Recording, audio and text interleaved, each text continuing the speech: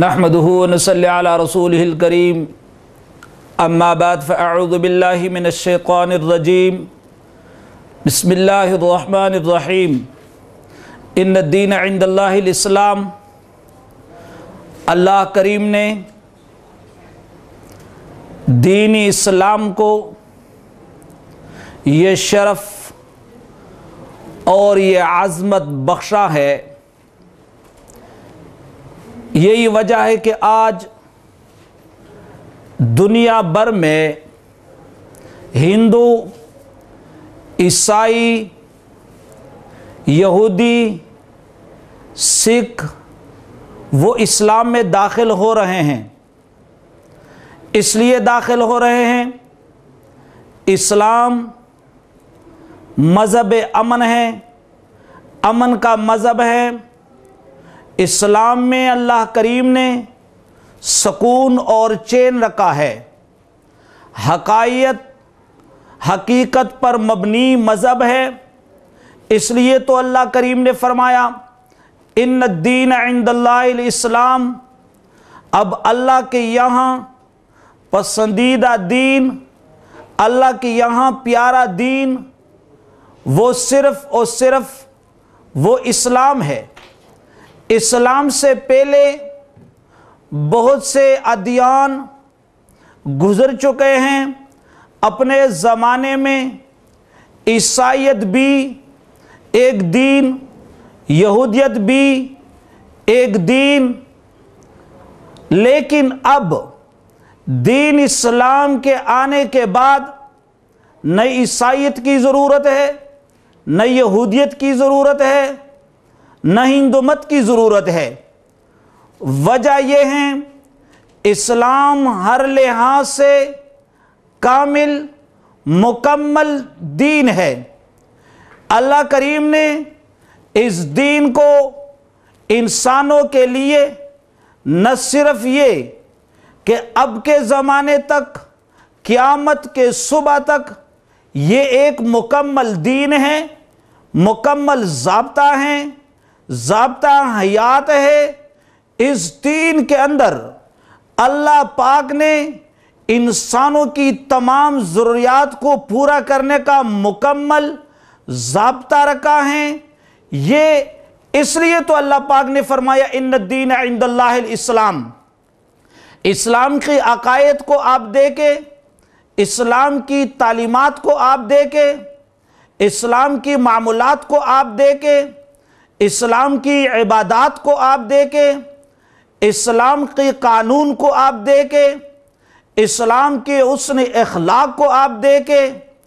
جس لحاظ سے آپ اسلام کو دیکھنا چاہیے، بشرط یہ کہ تعصب نہ ہو، ضد نہ ہو، اتحاد پسندی نہ ہو، اور دل میں اور دماغ میں ضد اور تعصب برا نہ ہو، تو اس دین اسلام کو آپ حق پر پاؤ گے۔ یہی وجہ ہے جو لوگ اسلام قبول کرتے ہیں، جو کہ ابھی کر رہے ہیں بہت سارے دنیا بھر میں، ان سے جب پوچھا جاتا ہے کہ آپ ہمیں بتائیں اب تک آپ نے زندگی میں کیا محسوس کیا اور دنیا کے اندر اپنے زندگی کو کیسے پایا، اور اسلام کو قبول کرنے کے بعد اب آپ کیا محسوس کر رہے ہو، تو وہ نو مسلم وہ یقین پر مجبور ہو جاتا ہے، وہ حقیقت بیان کرنے پر مجبور ہو جاتا ہے کہ ہاں اس سے پہلے ہم یہودیت میں تھے، اس سے پہلے ہم عیسائیت میں تھے، اس سے پہلے ہم اگر ہندو مت میں تھے تو وہاں ہمیں سکون اور چین بالکل محسوس نہیں ہوا۔ ہر وقت ہم اپنے دلوں کے اندر بے سکونی کو ہم محسوس کر رہے تھے، بے اطمینانیوں کو محسوس کر رہے تھے۔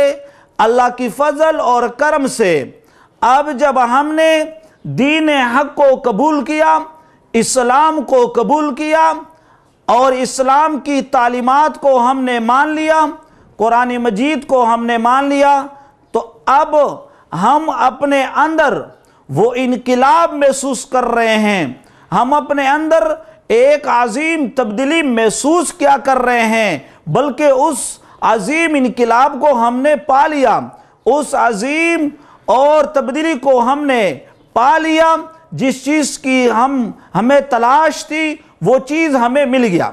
تو آپ بھائیوں بہنوں سے میں یہ عرض کرنا چاہتا ہوں کہ اس وقت ضرورت اس بات کی ہے کہ دنیا بھر کے لوگوں کو ہم دعوت اسلام دیں، دنیا بھر کے لوگوں کو ہم تبلیغ الاسلام کریں۔ تبلیغ الاسلام کیا ہے؟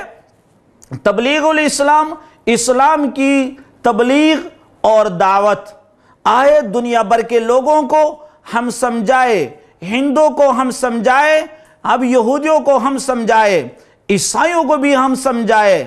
ہم عیسائیوں سے یہ کہنا چاہتے ہیں کہ اپنی اعتراضات کے دنیا سے باہر آ جائے، اشکالات کے دنیا سے باہر آ جائے۔ آپ آئے، اسلام کے قریب آئے، اسلام کی تعلیمات کو غور سے مطالعہ کرے، بغور آپ دیکھے، قرآن مجید کو آپ دیکھے۔ خامخواہ مستشرقین نے آپ کے ذہنوں میں یہ ڈالا ہے کہ اسلام وہ جبر کا مذہب ہے، اسلام وہ زبردستی سے پھیلا ہوا ہے۔ یہ بالکل غلط ہے۔ اسلام زبردستی والا مذہب نہیں ہے، جبر والا مذہب نہیں ہے، بلکہ ہمارے یہاں ہمارے بنیادی کتاب، آسمانی کتاب قرآن مجید کے اندر اللہ کریم نے صاف اعلان فرمایا ہے، لا اکراہ فی الدین۔ ہم زبردستی کسی کو مسلمان نہیں کرتے، ہم زور کے ذریعے سے کسی کو مسلمان نہیں کرتے۔ یہ ایک حقیقت ہے۔ حقیقت وہ ہوتا ہے کہ حقیقت کے لیے زور اور زبردستی کی ضرورت ہوتا ہی نہیں ہے۔ تو آج اس بات کی ضرورت ہے کہ ہم دنیا بھر کے غیر مسلموں کو ہم اسلام کی دعوت دیں، ہم تبلیغ الاسلام کریں۔ ایک ہے تبلیغ اور ایک ہے دعوت، ایک ہے داعی، ایک ہے مدعو۔ اب تبلیغ کا معنی کیا ہے؟ دعوت کا معنی کیا ہے؟ داعی کا معنی کیا ہے؟ اور مدعو کا معنی کیا ہے؟ تبلیغ کا معنی ہے پہنچانا، دعوت کا معنی ہے بلانا، اور داعی اس کو کہا جاتا ہے، بلانے والوں کو داعی کہا جاتا ہے، جس کو بلایا جا رہا ہے، جس کو مخاطب کیا جا رہا ہے، اس کو مدعو کہا جاتا ہے، وہ مدعو ہے۔ اب تبلیغ انتہائی ضروری ہے، اور تبلیغ الاسلام کی ضرورت و اہمیت بہت زیادہ ہیں۔ قرآن مجید کا اگر بغور مطالعہ کرے اور رسول کریم صلی اللہ علیہ وسلم کی زندگی اور دیگر انبیاء علیہ السلام کی زندگی، صحابہ اکرام کی زندگی، اولیاء اکرام بزرگان دین کے زندگی کو آپ دیکھیں تو انہوں نے لوگوں کے سامنے اسلام کی دعوت پیش کی، لوگوں کو انہوں نے اسلام کی تبلیغ کی۔ تو آج ہم مسلمان بھی ان انبیاء علیہ السلام، صحابہ اکرام بزرگان دین کی ہم پیروکار ہیں، لہٰذا آج ہمیں بھی چاہیے کہ ہم تیار ہو جائیں، دنیا بھر میں ہم تبلیغ الاسلام شروع کریں، دنیا بھر کے لوگوں کو ہم دعوت اسلام دیں۔ لیکن دعوت دینے والوں کو بھی چاہیے کہ وہ اسلام کو اس انداز میں پیش کرے جیسے انبیاء علیہ السلام نے پیش کیا تھا، اس انداز سے ہم پیش کریں جیسا صحابہ اکرام بزرگان دین نے پیش کیا۔ تو تبلیغ کا معنی یہ ہوا پہنچانا، اور دعوت کا معنی ہوا بلانا، اور داعی وہ دعوت دینے والا داعی ہیں، اور جس کو دیا جا رہا ہے وہ مدعو ہے۔ لیکن اس بات کا لحاظ آپ رکھیں کہ جس کو آپ دعوت دے رہے ہو وہ مدعو کون ہے؟ وہ مسلمان ہیں یا وہ غیر مسلم ہیں؟ اگر وہ مسلمان ہیں تو ان کے لیے اسلوب اور ہے، اگر وہ غیر مسلم ہیں تو ان کے لیے اسلوب اور ہے۔ ایک داعی کے لیے ضروری ہے کہ داعی کے جو اوصاف ہے، قرآن مجید نے جن اوصافوں کو بیان کیا ہے اور پیغمبر صلی اللہ علیہ وسلم نے داعی کے لیے جو ہدایات دیے ہیں، ایک داعی کے لیے ضروری ہے کہ اس پر عمل پیرا ہو، داعی کے اندر علم بھی ہو، عمل بھی ہو، استقامت بھی ہو، خلوص بھی ہو، اور اسی طرح ایک دائی کے اندر مدعو کی مزاج کو سمجھنے کی صلاحیت بھی ہو، اسلوب بھی ہو۔ موجودہ دور میں جب ہم دعوت دیں گے تو اس سے پہلے ہم یہ دیکھیں کہ ہم دعوت کس کو دے رہے ہیں۔ اگر ہم ہندو کو دعوت دے رہے ہیں تو ہندو مت کی بنیادی تعلیمات، بنیادی عقائد، بنیادی کتابوں کے بارے میں ہمیں معلومات ہو، اس طریقے سے ہم ہندو کو سمجھائیں۔ اسی طرح اگر ہم عیسائیوں کو دعوت دے رہے ہیں، دعوت اسلام، تو عیسائیوں کی بنیادی کتابیں اور بنیادی تعلیمات اور عقائد کا بھی ہمیں معلومات ہو۔ جب ہم ایک دائی کے لیے یہ ضروری بھی ہے کہ جس کو دعوت دے تو مدعو کے بارے میں ان کو معلومات بھی ہو، تاکہ دعوت دیتے وقت ان کے لیے مشکلات نہ ہو، ایک بہترین طریقے سے ان کو سمجھایا جا سکے۔ الحمدللہ بذالک اس وقت دنیا بھر کے لوگ مسلمان ہو رہے ہیں۔ اب مسلمانوں کو چاہیے کہ ان کے ساتھ خوش اخلاقی کے ساتھ پیش آئے، ان کے مسائل کو حل کرے، ان کے معاشی مسائل کو بھی حل کرے، اور ان کی دینی مسائل کو بھی حل کرے، ان کے دنیاوی مسائل کو بھی حل کرے۔ اللہ کی فضل اور کرم سے ہم نے جو تبلیغ الاسلام شروع کیا ہے، دعوت اسلام شروع کیا ہے، اللہ کی فضل اور کرم سے کم عرصے میں کافی تعداد میں لوگ اسلام میں داخل ہو رہے۔ تقریباً اب تک اللہ کی فضل و کرم سے 1600 افراد ہندو مت سے، عیسائیت سے وہ اسلام قبول کر چکے ہیں، جس میں 5 بڑے بڑے پنڈت بھی مسلمان ہوئے ہیں۔ ہندو مذہب کے جو روحانی رہنما ہوتے ہیں اس کو پنڈت کہا جاتا ہے، اور عیسائیوں کے جو روحانی عالم ہوتے ہیں ان کو پادری کہا جاتا ہے، اور یہودیوں کی بڑوں کو دینی حوالے سے ان کو ربی کہا جاتا ہے، اور سکھوں کی بڑوں کو گرو کہا جاتا ہے۔ تو اللہ کی فضل اور کرم سے آ رہے ہیں لوگ، اور صرف آ کر یہ نہیں ہے کہ وہ معاشرے پر بوجھ بنے، بلکہ آ کر وہ الحمدللہ اسلام کے دائی بن رہے ہیں، لوگوں کو وہ دعوت دے رہے ہیں۔ تو آج کے اس گفتگو میں اور آج کے اس نشست میں ناظرین سے یہ کہنا چاہتا ہوں کہ آپ بھی آئے، تبلیغ الاسلام شروع کرے، دعوت اسلام شروع کرے۔ اور یہی وجہ ہے کہ آج مسلمانوں میں مختلف حوالے سے جو اختلافات ہیں، ان اختلافات کو ختم کرنے کا وجہ بھی یہ ہے کہ ہم سارے مسلمان ایک ہو جائے، ہم تبلیغ الاسلام شروع کریں۔ خدا را مسلمانوں، اپنے چھوٹی چھوٹی اختلافات کو چھوڑو، اپنے ضدوں کو، تعصبوں کو چھوڑ کر اسلام پر ہم مجتمع ہو جائے، اسلام کی ہم دعوت شروع کریں۔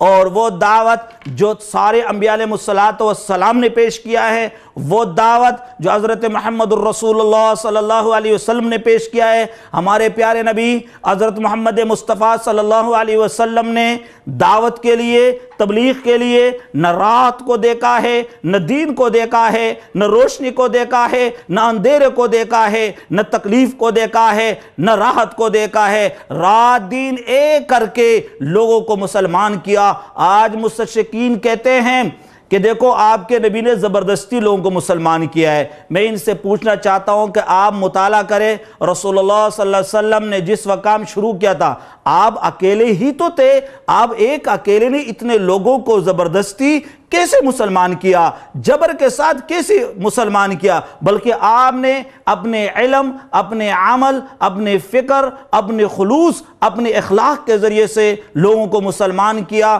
لوگ آتے رہے، آپ کے صحابہ بنتے رہے، تابعین بنتے رہے، تابع تابعین بنتے رہے، اور پھر دنیا بھر کے لوگوں نے دیکھا کہ جب وہ سخت قسم کے دشمن، آپ علیہ السلام کے جانی دشمن، وہ آپ علیہ السلام کے دروازے پر جب آتے ہیں، آپ علیہ السلام سے جب وہ ملاقات کرتے ہیں، تو وہ ملاقات کے بعد پھر یہی کہتے ہیں کہ اب ہمارے نزدیک، اب سب سے زیادہ ہمارے نزدیک وہ محبوب اور زیادہ عزیز اور زیادہ نزدیک وہ محمد الرسول اللہ صلی اللہ علیہ وسلم ہے۔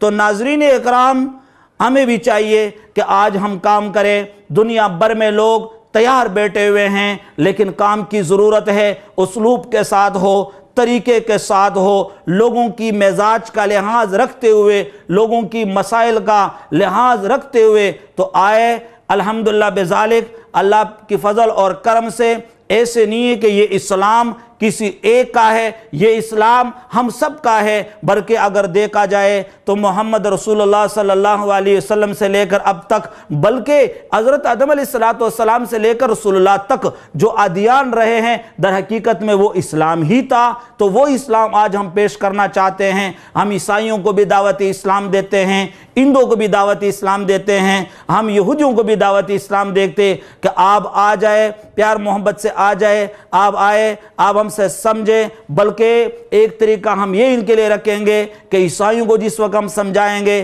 ہم انجیل سے ان کو سمجھانے کی کوشش کریں گے۔ آپ کی انجیل متی میں کیا لکھا ہے، آپ کی انجیل مرقس میں کیا لکھا ہے، آپ کی انجیل لوکا میں کیا لکھا ہے، آپ کی انجیل مرقس میں کیا لکھا ہے، یوحنا میں کیا لکھا ہے، وہ بھی اگر بغور آپ دیکھیں، آپ اندازہ لگائے۔ عیسائیوں دوستو، آپ کا جو موجودہ بائبل ہے جس کے دو حصے، عہد نامہ قدیم اور عہد نامہ جدید، اب ان کے اندر ہر 100 سال کے بعد اب تبدیلی کرتے ہو، اس پر آپ ذرا غور کریں۔